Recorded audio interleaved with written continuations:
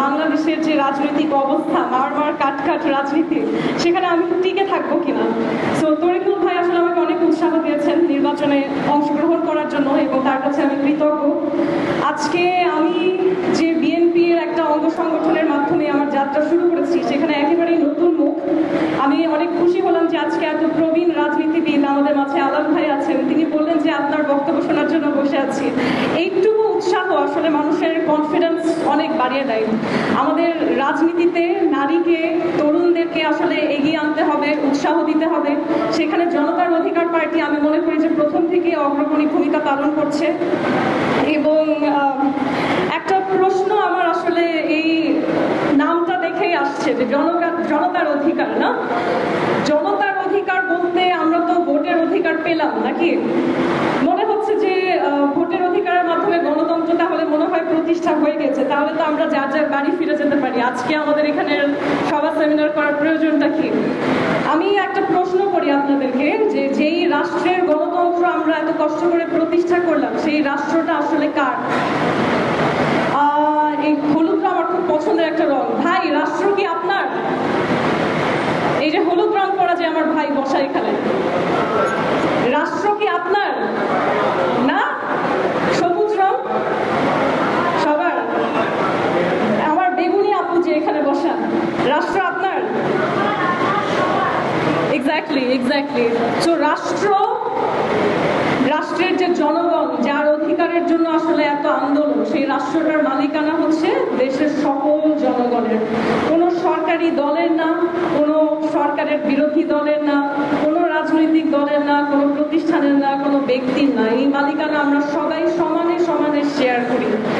এবং গণতন্ত্র প্রতিষ্ঠার ক্ষেত্রে ভোটের অধিকার একটা সিঁড়ি মাত্র, একটা সিঁড়ি। কিন্তু গণতন্ত্রের প্রধান শর্ত হচ্ছে রুল অফ ল, আইনের সুশাসন।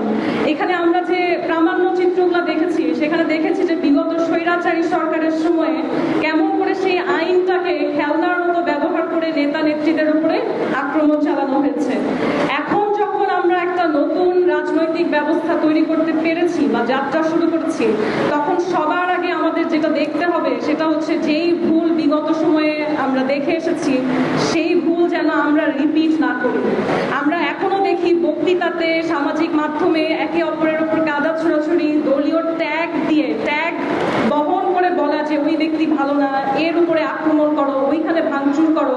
এই প্রতিহিংসার রাজনীতি যদি আমরা রিপিট করি, ক্ষমতায় আসার পরে যদি আমাদের মধ্যে সেই উদ্ধত্ত চলে আসে, অহংকারী ভাব চলে আসে যে এখন আমি রাষ্ট্রের ক্ষমতা পেয়েছি, 5 বছরের জন্য তা আমি রাষ্ট্রের মালিক, এই ভাবনা যদি সরকারের মধ্যে চলে আসে, তাহলে কিন্তু যার পতন ঘটিয়ে আমরা এই নতুন গণতন্ত্র প্রতিষ্ঠার যাত্রা শুরু করেছি, তার আর আমাদের মধ্যে আর কোনো ডিফারেন্স থাকবে না। সো আমাদেরকে প্রতিনিয়ত একজন রাজনৈতিক কর্মী হিসেবে, একজন রাজনীতিবিদ হিসেবে বারবার মনে করাতে হবে যে কোনোভাবেই এটা ক্ষমতা না, এটা রাষ্ট্র পরিচালনা করার দায়িত্ব। আমরা যেন কোনোভাবেই দায়িত্বটাকে ক্ষমতা কেন্দ্রিক করে না। নতুন যাত্রা অনেকগুলো চ্যালেঞ্জের মধ্যে শুরু হয়েছে। আমরা দেখতে পাচ্ছি যে মধ্যপ্রাচ্যের সংঘর্ষ, আমরা দেখতে পাচ্ছি এই যে আমাদের বৈশ্বিক যে জায়গা, বৈশ্বিক কূটনীতিও আমাদের অর্থনীতিকে এফেক্ট করছে। আমাদের প্রতিনিয়ত আমাদের প্রধানমন্ত্রীকে প্রশ্নবিদ্ধ হতে হচ্ছে যে আমরা কার সমর্থক, আমরা কি ভারতের সাথে নাকি আমরা চায়নার সাথে। সেইখানে জনগণ হিসেবে আমাদের বারবার মনে করতে হবে, সরকারি দলকে মনে করিয়ে দিতে হবে যে আমরা কারো সাইড নিব না, আমরা চায়নার সাইড নিব না, আমরা ইন্ডিয়ার সাইড নিব না। আমাদের জন্য বাংলাদেশ ফার্স্ট, আমরা বাংলাদেশের সাইড নিব, জাতি স্বার্থে কাজ করব। সো জনতার অধিকার এই নামটা আমি বিশ্বাস করি শুধু একটা স্লোগান থাকবে না, এটা আমাদের রাষ্ট্রচিন্তার ভিত্তি হবে। এবং এই রাজনৈতিক দল, যখন আমি প্রামাণ্য চিত্র দেখেছি, অনেক নেতা নেত্রীদেরকে দেখেছি আমাদের তরিকুল ভাইয়ের সাথে হাতে হাত মিলিয়ে তারা আন্দোলন করেছে। আজকে যখন তাদের মধ্যে অনেকে ক্ষমতায় আছে, আমি একটু হতাশাগ্রস্ত হলাম যে এই উৎসাহের দিন, উদযাপনের দিনে কিন্তু তারা হাতে হাত রেখে এখানে নেই। সো আমার মনে হয় ভোটের অধিকার পেয়ে আমাদের আন্দোলন থেমে গিয়েছে ভাবলে আমরা ভুল করব। আমাদের আসলে সেই যারা আমাদের মন্ত্রী এমপি আছেন, তাদের সবাইকে আবার এনে এক করতে হবে, কারণ গণতন্ত্র প্রতিদিন প্রতিষ্ঠা করতে হয়। গণতন্ত্র একটা আন্দোলনে থেমে যায় না। ধন্যবাদ।